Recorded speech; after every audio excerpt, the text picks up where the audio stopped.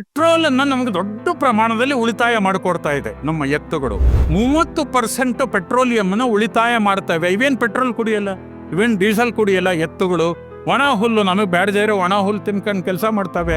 3,30,000 ಕೋಟಿ ರೂಪಾಯಿ ಒಂದು ವರ್ಷಕ್ಕೆ ನಮ್ಮ ಎತ್ತುಗಳು ಎಳೆಯುವ ಶಕ್ತಿಯನ್ನು ಕೊಡೋದ್ರ ಮೂಲಕ ಉಳಿತಾಯ ಮಾಡ್ತಾ ಇದೆ.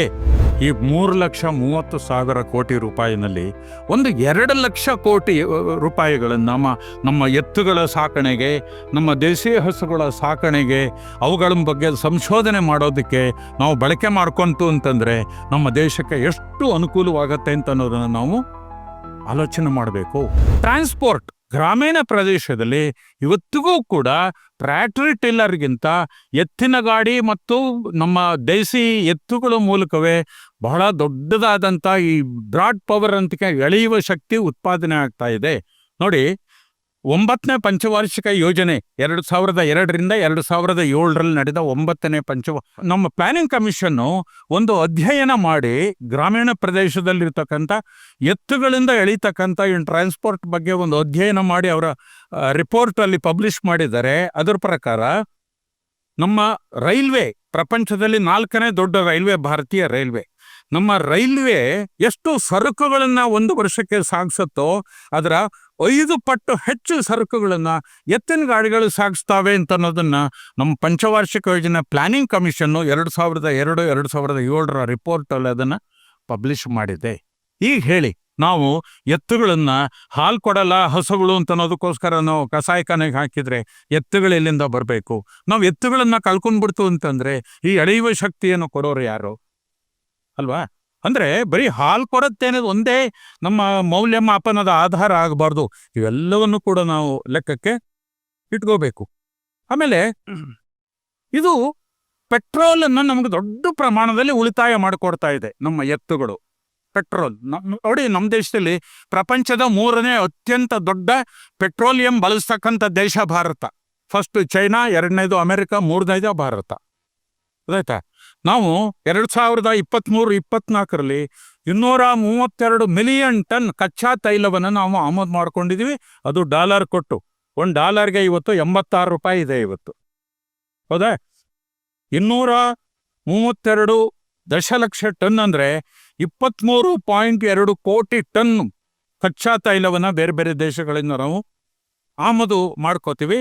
ಇದರ ಬೆಲೆ ಎಷ್ಟಪ್ಪ ಅಂದರೆ, ಇದರ ಬಿಲ್ಲು $132 ಶತಕೋಟಿ ಒಂದು ವರ್ಷಕ್ಕೆ. ಇದು $132 ಶತಕೋಟಿ ಬೆಲೆ ಬಾಳುವ 232 ಮಿಲಿಯನ್ ಟನ್ ಕಚ್ಚಾ ತೈಲವನ್ನು ನಾವು ಬೇರೆ ದೇಶಗಳಿಂದ ನಾವು 2023-24ರಲ್ಲಿ ಕಳೆದ ವರ್ಷದಲ್ಲಿ ನಾವು ಆಮದು ಮಾಡ್ಕೊಂಡಿದ್ವಿ.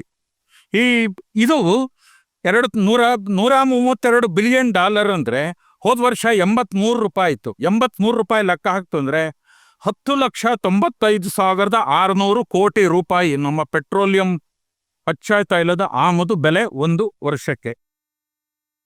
ನಮ್ಮ ಹಸುಗಳು, ನಮ್ಮ ಎತ್ತುಗಳು ಇವತ್ತು ಗಾಡಿ ಎಳೆಯೋದ್ರ ಮೂಲಕ ಅಥವಾ ನೊಗ ಎಳೆಯೋ ಕೃಷಿಯಲ್ಲಿ ಕೆಲಸ ಮಾಡೋದ್ರ ಮೂಲಕವಾಗಿ 30% ಪೆಟ್ರೋಲಿಯಂನ ಉಳಿತಾಯ ಮಾಡ್ತವೆ. ಇವೇನ್ ಪೆಟ್ರೋಲ್ ಕುಡಿಯಲ್ಲ, ಇವೇನ್ ಡೀಸೆಲ್ ಕುಡಿಯಲ್ಲ. ಎತ್ತುಗಳು ಒಣ ಹುಲ್ಲು, ನಮಗೆ ಬೇಡದೇ ಇರೋ ಒಣ ಹುಲ್ಲು ತಿನ್ಕೊಂಡು ಕೆಲಸ ಮಾಡ್ತವೆ. ಅದರಿಂದ ಇವುಗಳು ಎಷ್ಟು ಪೆಟ್ರೋಲಿಯಂ ನಮಗೆ ಉಳಿತಾಯ ಮಾಡಿಕೊಡ್ತವೆ ಅಂತಂದರೆ, ನಮ್ಮ ದೇಶದಲ್ಲಿ ಬಳಕೆ ಆಗ್ತಕ್ಕಂಥ ಪೆಟ್ರೋಲಿಯಂನಲ್ಲಿ 30% ಅಂದರೆ ಎಷ್ಟಾಯಿತು?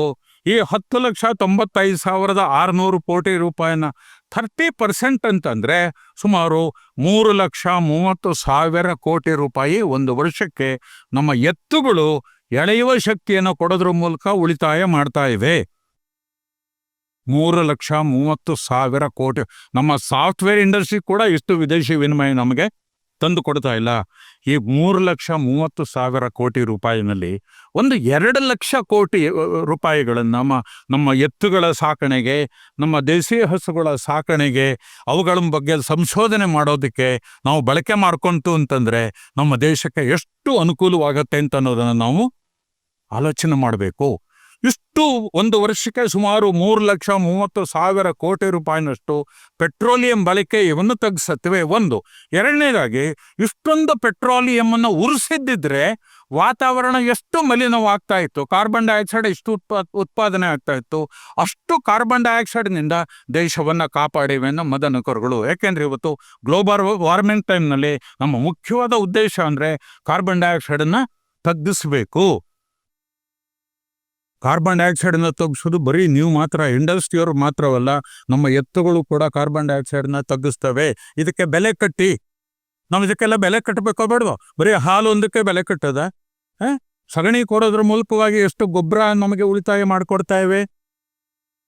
ಕಚಡ ಬರೀ ಹುಲ್ಲು ತಿನ್ಕೊಂಡು ನಮಗೆ ಎಷ್ಟು ಆಹಾರದ ಮೇಲೆ ಉಳಿತಾಯ ಮಾಡಿಕೊಡ್ತವೆ, ಎಷ್ಟು ಪೆಟ್ರೋಲಿಯಮಲ್ಲಿ ಉಳಿತಾಯ ಮಾಡಿಕೊಡ್ತವೆ, ಎಷ್ಟು ಕಾರ್ಬನ್ ಡೈಆಕ್ಸೈಡ್ ಉತ್ಪಾದನೆಯನ್ನು ಕಡಿಮೆ ಮಾಡಿ ದೇಶಕ್ಕೆ ಎಷ್ಟು ಕಾಯಿಲೆ ಕಸಾಲೆ ಇತ್ಯಾದಿಗಳಿಂದ ನಮ್ಮನ್ನು ಕಾಪಾಡ್ತವೆ. ಎಲ್ಲವಕ್ಕೂ ಕೂಡ ನಾವು ಬೆಲೆ ಕಟ್ಟಬೇಕು.